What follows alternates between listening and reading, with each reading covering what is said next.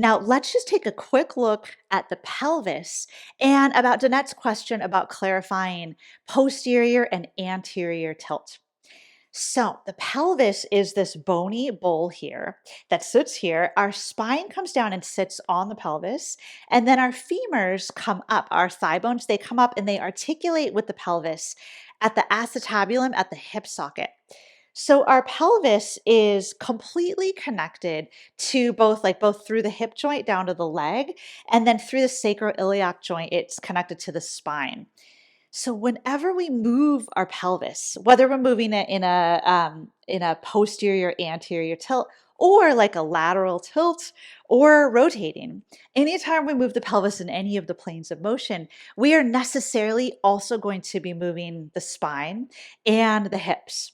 So when the pelvis moves, that affects that it can move relative to the spine and it can move relative to the pelvis. And I think that that is one of the reasons why sometimes understanding and keeping clear the ways that the pelvis can move can be a little confusing because it's not as straightforward as some of the other areas of the body. Okay, so posterior and anterior tilt specifically, this is a direction of movement in the sagittal plane. And if my pelvis were here, when it tilts posteriorly, it tilts backwards. You could think the top part of the pelvis is tilting toward the back, toward the posterior side of the body. So when I posteriorly tilt my pelvis like this happens, I lift my pubic bone, I lift my frontal hip points, which are these two prominent frontal hip bones at the kind of the top front of the pelvis. So those areas lift up. And then when you're thinking of the back side of the pelvis, your tailbone here at the base of your sacrum, that will descend. And your sitting bones here at the base of the pelvis, they would move forward. So that's a posterior tilt. It's the whole pelvis tilting backward in space. Posterior tilt, also known more colloquially as a pelvic tuck. So this is tucking your pelvis. This is also tucking your tailbone. Same thing, just different ways of saying the same thing. So that's posterior tilt. And then the opposite of that is an anterior tilt. So that's where our pelvis tilts anteriorly. So the frontal hip points, they would move forward. Our pubic bone would move down and back. Our tailbone would lift. All of that, it's this direction of movement. That's an anterior pelvic tilt. So yeah, that's what the movement is. When we posteriorly tilt, let's go back to the tipping backwards of the pelvis. When we do that, remember how that when the pelvis moves, movement also will happen at the spine and at the hip joints. So with the posterior pelvic tilt, what that means is that as the pelvis tilts back and down, it will pull on the spine and it will move the spine into less lumbar flexion or less lumbar extension. So normally most spines, when we're just kind of in neutral, we have a curve here. We have this lumbar lordotic curve. So when we scoop under, we also pull down on the spine and that will move the spine into some spinal flexion. So that's the paired movement of posterior tilt of the pelvic pairs with lumbar flexion. And then down here at the hip, when we posteriorly tilt the pelvis, we will necessarily be moving the thigh or you could say the hip into extension. So we will extend the hip here. So I've talked about in our course already, we've talked about how hip extension is moving the thigh back in space relative to the pelvis. So that's hip extension. But if my leg stayed put and I tucked my pelvis, I would also create hip extension. So same movement, but just kind of being created from a different end. So maybe that because it's easy to see why when we talk about how the pelvis moves, there's also movement up and down the chain. That's why it can be maybe a little tricky sometimes to fully conceptualize. Pelvic tuck pairs with lumbar flexion and it pairs with hip extension. Usually, this is usually how it works. And then when we anteriorly tilt the pelvis, that will pair just with the opposite movements. So when we tip the pelvis forward, kind of this thing, you can probably see and you probably know in your own body, this type of thing will arch, bring my low back into more of an arch.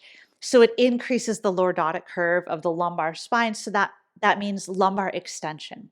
So an anterior pelvic tilt typically pairs with lumbar extension, creating more lumbar extension.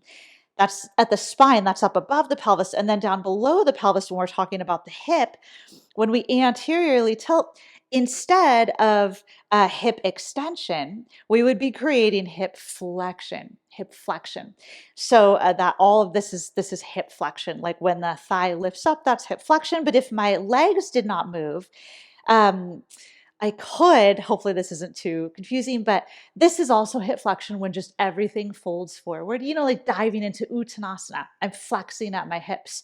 My pelvis has anteriorly tilted and my spine has come down along for the ride. So that's hip flexion. That's a pelvic anterior tilt relative to the hips. But what if we didn't think of everything coming all the way down? What if I stayed upright, but I just anteriorly tilted my pelvis, like just that? Then you can see that that still creates some hip flexion. It's not as much as if everything went all the way down. Then we're like in, maximum hip flexion.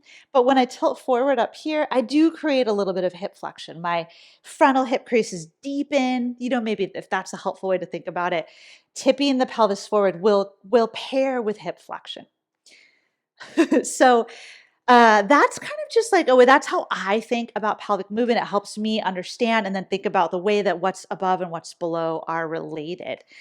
I feel after my decades in the yoga world and studying movement and the science of movement, I feel that the pelvis is a very important region of the body, but I also feel that it is a little bit overcomplicated, oftentimes in like the yoga and movement worlds. I find that this is an area of the body that is one that we often find micromanaged when it doesn't really need to be. The pelvis pretty much can, be self-organized by our nervous system in many of our poses. We don't necessarily like I feel like in general, there are of course exceptions to this rule, but in general, I feel like we can cue the pelvis a lot less than we typically see it cued out there. As far as telling yoga students like lift your tailbone, tuck your tailbone, like trying to tell them ways that you want them to make these it's like little changes, it's like few degrees of movement. As far as directing that in our students' bodies and telling them what to do with their pelvis, I think it tends to be over cued. But I do think there are times when cueing pelvic movement can be helpful, and I totally do it in my teaching. But it is only when I have a specific intention in the moment, and that I know that asking students to either posteriorly tilt or anteriorly tilt will help direct the loads where I want them to go in that moment.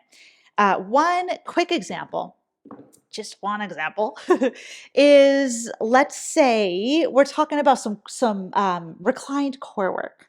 So I'm on my back, supine position, aka reclined position, and let's say I want to do some leg lowers. So like this kind of thing.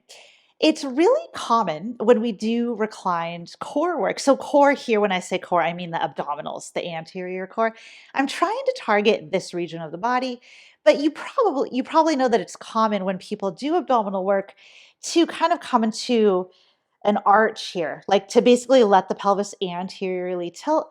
It's not bad to do that. It's not dangerous, but it does direct the work away. It's like reduces the work that we want for the abdominals. So because of that, and I know that's such a common tendency, I will often cue in reclined core work to push your low back down into the floor. That's lumbar flexion, which pairs with pelvic posterior tilt, which we talked about. So I will cue and like ask students to do that as they do their leg lowers, because it's just because in this moment, in this movement, I really want the work to be in the abdominals. So I like to set students up like for success as far as my intention for the movement in that moment. So if we cue a posterior tilt, or if I cue lumbar flexion, which will pair with that, that should help facilitate and direct the loads onto the abdominals. So that's an example of where I do often cue pelvic tilt. And then, yeah, let's one other example of where cueing pelvic tilt potentially could be helpful. So let's say it's like a hamstring stretch. Let's say we're here in like Ardha Hanumanasana, so our half split. our intention is to put a stretch on the hamstrings. So we know that the hamstrings cross the back of the knee, but they also cross the hip joint and they attach on our sitting bones, our ischial tuberosities. So just FYI, this type of detail of like the muscles and where they attach and getting into those details, like that would be found in my hip anatomy course here on the website. So like the applied anatomy for yogis, the hip would be where we would talk about that kind of stuff. But in any case, the hamstrings are three muscles, and their proximal attachment is up on the sitting bone or the ischial tuberosity, which is on the pelvis.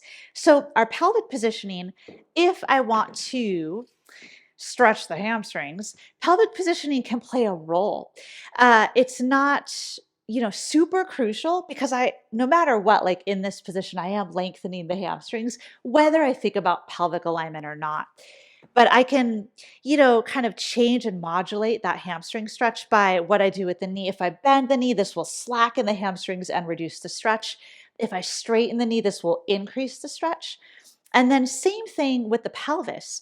If I were to tuck my pelvis under, posteriorly tilt, this would actually shorten the hamstrings because it would move their proximal attachment down toward the distal attachment. It would shorten them. It's just slight because the pelvis doesn't move that much, but it would slightly reduce the stretch. And then if we actively lifted, so this would be an anterior tilt, if we say lifted the tailbone or something like that, then we would pull back on the proximal hamstring attachment, and that would increase our stretch and probably increase what you would feel in the hamstrings.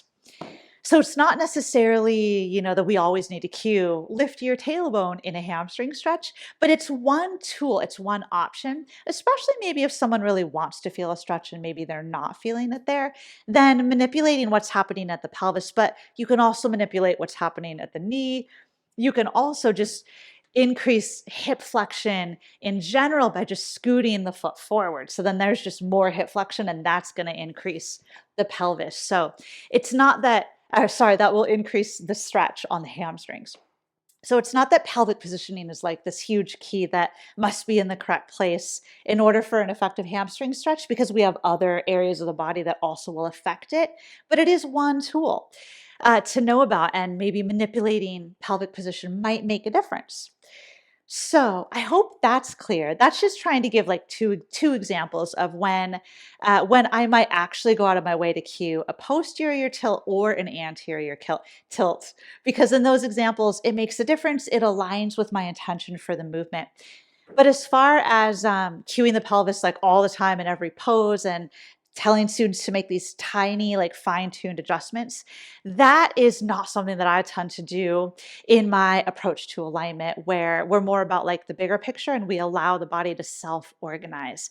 There can certainly be individual moments with like an individual where maybe we do work to like tweak and change some things to make them feel, maybe they feel some pain, but if they change their pelvis alignment, that might change that. And for that one individual, maybe we would work with that.